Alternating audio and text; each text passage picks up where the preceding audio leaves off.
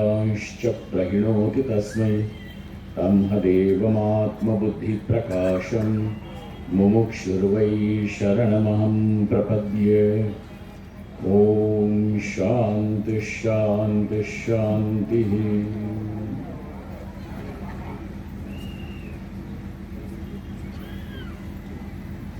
परम शिवावतार प्रातस्मरणीय पुण्य स्मरण पुण्य श्लोक सिद्धारूढ़ महाराज जी का स्मरण करते हुए इस सभा की उत्सव मूर्ति परम पूज्य आपा जी को तथा इस मंच पर बैठे हुए सभी श्रद्धापूत, ज्ञानपूत, तपोपूत, मंत्रपूत ऐसी यति मूर्तियों को, संत मूर्तियों को हार्दिक नमो नारायण है। निजगुण योगी ने एक प्रश्न रखा आपके सामने। प्रश्न यह है कि तुम्हारा हित करने वाला कौन है?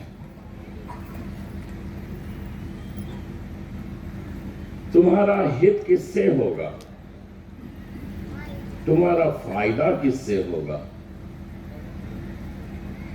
तुम्हारा जीवन सार्थक किस चीज से बनेगा? ये प्रश्न रखा है। बहुतांश लोगों का उत्तर तो ये होगा कि जी यदि हमारे पास विपुल धन हो तो हमारा जीवन सार्थक होगा। कुछ लोग ये कहेंगे कि धन हो और मरते दम तक हमारे शरीर में ताकत रहे, शक्ति रहे, चलते फिरते रहे तो हित होगा। आप लोगों के उत्तर और निजगुण योगी के दिए हुए उत्तर में कितना मेल बैठता है और कितनी तफावत है, इसका विचार करना चाहिए। किसी ने कहा कि बस हमारे शरीर में आखिर तक विषयों का भोग करने की क्षमता रहे तब हमारा हित होगा, या तो हमारे पास भोग विलास की सामग्री को इकट्ठा करने का जो सामर्थ्य है, धन है, वो होगा तो हित होगा। परंतु एक तरफ आपके उत्तर और एक तरफ दिया हुआ निजगुण योगी का उत्तर। वे कहते हैं कि धर्म ही तुम्हारा यहां पे भी हित करेगा और धर्म तुम्हारा परलोक में भी हित करेगा। अब जरा टटोल के देखना कि तुम्हारा दिया हुआ उत्तर कितना इसके साथ मेल खाता है। अगर नहीं खाता है तो आप और हमने ये समझना चाहिए कि कहीं ना कहीं हमने गलती कर दी है। उन्होंने कहा कि तुम्हारा हित केवल यहीं पे नहीं, इसके बाद भी तुम्हारा हित करने वाला कोई होना चाहिए। और वो वस्तु उन्होंने कहा वह धर्म है कि धर्म ही ऐसी शक्ति है कि जो तुम्हें जीते जी भी तुम्हारा हित करेगी, तुम्हारा फायदा करेगी और मरने के बाद भी तुम्हारा हित करेगी। धर्म एक अद्भुत व्यवस्था है।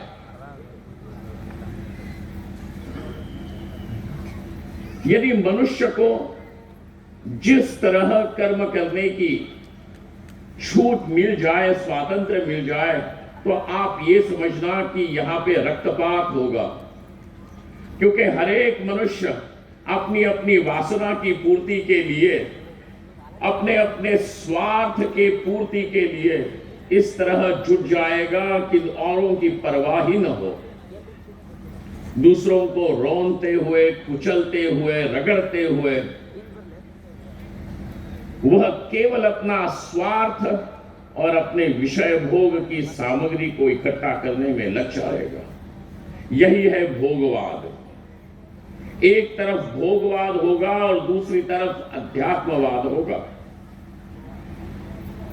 भोगवाद तो ये कहेगा कि जिस किसी प्रकार से, चाहे किसी भी प्रकार से तुम धन इकट्ठा करो, चाहे जिस किसी प्रकार से तुम विषयों का भोग करो, परंतु करो जरूर। यही है तुम्हारे जीवन का लक्ष्य। ये हो गया भोगवाद। और दूसरी तरफ अध्यात्मवाद होगा, और अध्यात्म ये कहेगा कि तुम इतने भी स्वार्थी मत बनो कि तुम अपने स्वार्थ से अंध होकर के अपना ही घात कर लो।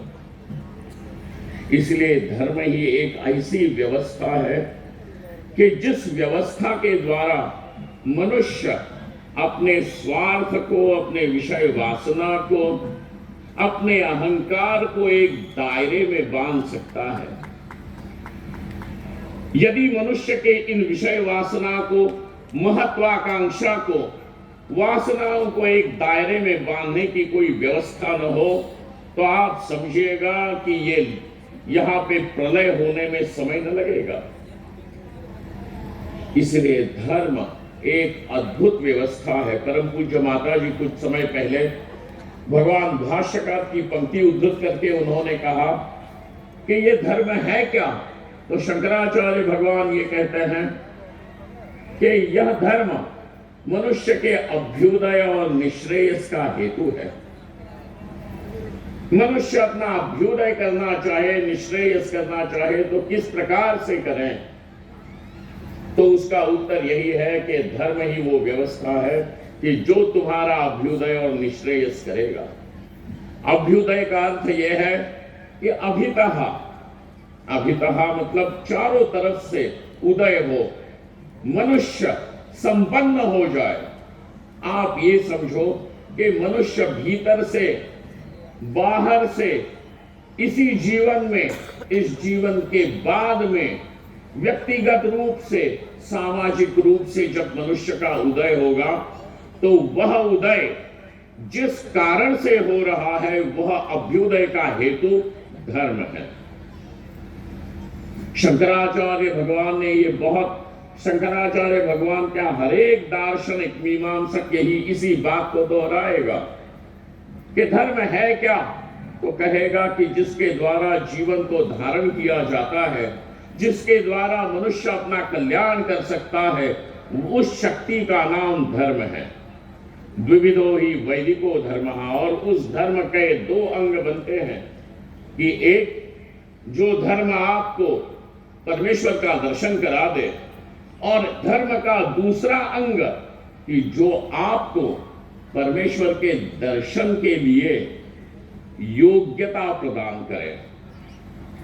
दो प्रकार है, द्विविधो ही वैदिको धर्मः। इसीलिए धर्म को त्याग करके यदि कोई ये सोचे कि हम परमेश्वर का दर्शन कर लेंगे, असंभव है। धर्म को छोड़ करके कोई ये सोचे कि हम अपना कल्याण कर लेंगे, तो वह मनुष्य या तो अपनी वंचना कर रहा है या तो पूरे दुनिया की वंचना कर रहा है, ठग रहा है। इसलिए सावधान। निजगुण योगी के शब्द बड़े मौलिक हैं। उन्होंने ये जो बात कही कि तुम्हारा हित इस लोक में और परलोक में करने वाला सामर्थ्यशाली ऐसा कौन सा तत्व है, तो उन्होंने कहा है वह धर्म है। इसीलिए धर्म को छोड़ के, अपने जीवन से धर्म को उन्मूलित कर करके यदि कोई ये सोचे कि हम अपना फायदा कर लेंगे, कल्याण कर लेंगे, तो वह उसकी मूर्खता होगी, मूढ़ता होगी। यदि आप अपने जीवन में परमेश्वर के रास्ते भी चलना चाहते हो, और यदि आप इसी जीवन में अपना कल्याण भी करना चाहते हो कि आओ हम परमेश्वर का दर्शन कर ले और अपने जीवन को सार्थक कर ले, तो आपके पास एक ही मार्ग है, और वो है धर्म, धर्म, धर्म। इस धर्म में और एक चीज है कि ये धर्म अर्थ और काम की भी सिद्धि कर देगा और अंत तो गत्वा मोक्ष परमेश्वर के दर्शन की भी सिद्धि कर देगा। इसलिए इस धर्म को छोड़ करके यदि हम चाहेंगे कि हम ऐसे समाज का निर्माण करें कि जहां धर्म की बात न हो, जहां धर्म की बात न हो, वह समाज अधर्म के पक्ष में खड़ा हो जाएगा। इसलिए सावधान, धर्म बड़ी अद्भुत शक्ति, धर्म में वह सामर्थ्य है कि आपके जीवन को पावन कर दे। धर्म में वह शक्ति है कि धर्म आपको परमेश्वर के दर्शन करा दे। इसलिए इस धर्म का त्याग न करें। इस धर्म को बड़े भगवान श्री कृष्ण अंततो गत्वा यद्यपि ये कहते हैं सर्वधर्मान परित्यज्य मामेकम शरणं व्रज, परंतु वहां का अर्थ यही है कि अब धर्म ने तुम्हें ऐसे मुकाम पर इस प्रकार से एक गंतव्य तक लेके आया है कि अब यहां से धर्म आपको कहेगा जाओ परमेश्वर का दर्शन कर लो। लेकिन यहां तक धर्म ने आपका हाथ पकड़ा था और हाथ पकड़ करके लाया, तभी जाकर के धर्म का त्याग हो सकता है, अर्थात सर्वकर्म संन्यास हो सकता है। परंतु यदि बिना धर्म के कोई ये चाहे कि हम तो पहले ही धर्म का त्याग कर देंगे, तो असंभव। आप अपने आप को ठगोगे, आपकी बुद्धि आपसे प्रताड़ना करेगी। इसीलिए आइए धर्म की शरण ले ले। धर्म ही हमारा आश्रय बने, धर्म ही हमारा उद्धारक बने। इसीलिए भगवान स्वयं धर्मरूप है।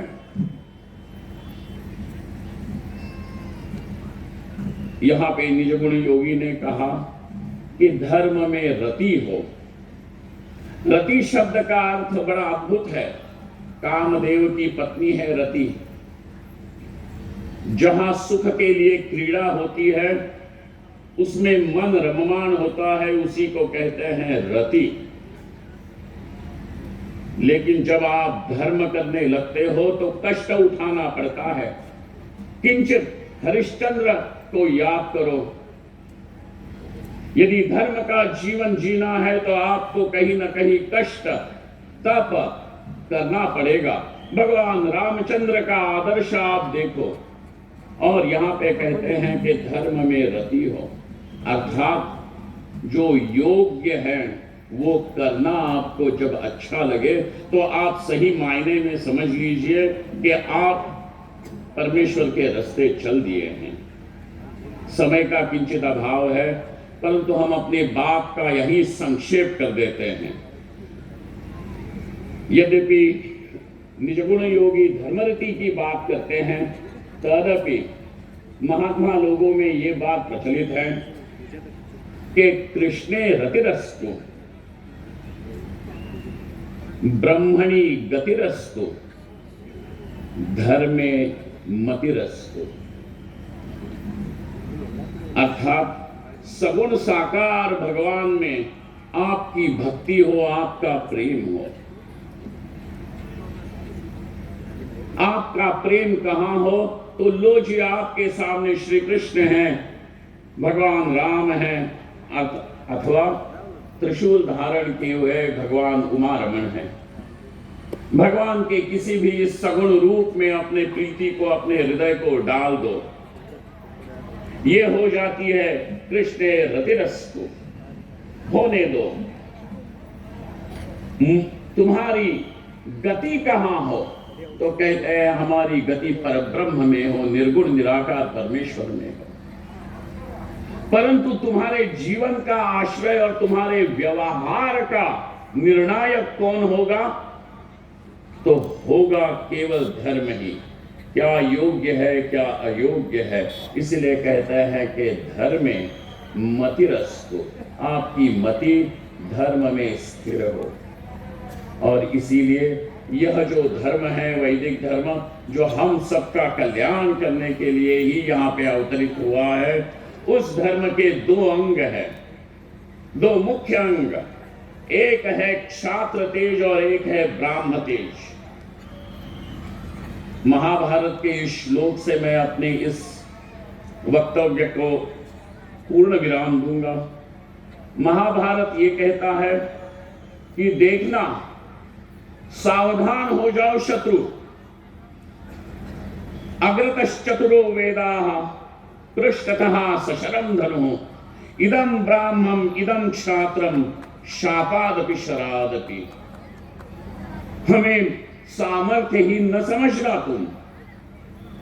हमारे पास अग्रतः चतुरो वेदाः, आगे तो हमारे सामने वेद है, बुद्धि की बात होगी, समझदारी की बात होगी। और फिर भी यदि तुम नहीं मानते और क्लेश करोगे तो हमारे पास प्रत्यंचा पे चढ़ा हुआ धनुष बाण है, जिसकी प्रत्यंचा खींची हुई है। ऐसा धनुष है कि जिसमें बाण बैठा हुआ है। सशरम धनु इदम ब्राह्मम, यही है ब्राह्म तेज और यही है क्षात्र तेज। हम चाहे तो तुम्हें शाप दे दे या तो बाण चला दे। तुम कहो तुम क्या चलाना चाहते हो। इदम ब्राह्मम इदम क्षात्रम शापादपि शरादपि। इस धर्म को अपने जीवन में रखें। यही हमारा तेज है, यही ब्राह्म तेज, यही क्षात्र तेज। भगवान सिद्धारूढ़ महाराज जी से यही प्रार्थना कि पुनश्च हमें वही सामर्थ्य प्रदान करे कि निजी जीवन में भी हम धर्म से खड़े रहें और हमारा समाज भी धर्म के पक्ष में ही हो। तभी व्यक्तिगत रूप से हमारा कल्याण होगा और सामूहिक रूप से हम उन्नत और संपन्न हो जाएंगे। मैं अपने इस वक्तव्य को यही आज के उत्सव मूर्ति परम पूज्य आपा जी के चरणों में समर्पित करता हूँ। ओम शांति शांति शांति।